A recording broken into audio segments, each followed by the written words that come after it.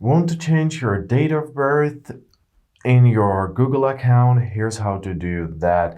So first of all, you're to open up google.com or simply open any Google application. There we are.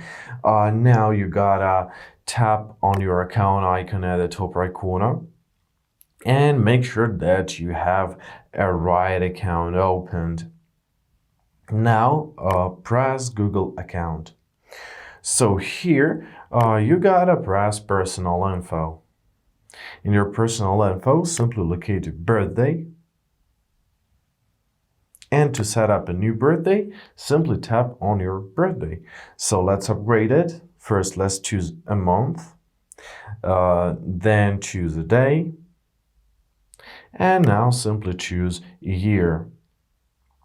When you're done, press confirm, and your birthday has been updated. Easy as that. Also, if you need that, you can choose who will see your birthday. So only you or anyone. So you can highlight it if you want to.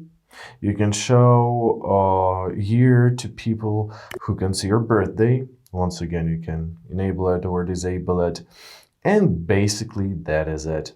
So I really hope this video is helpful. Thank you so much for watching. Have a great day and please consider subscribing to our channel.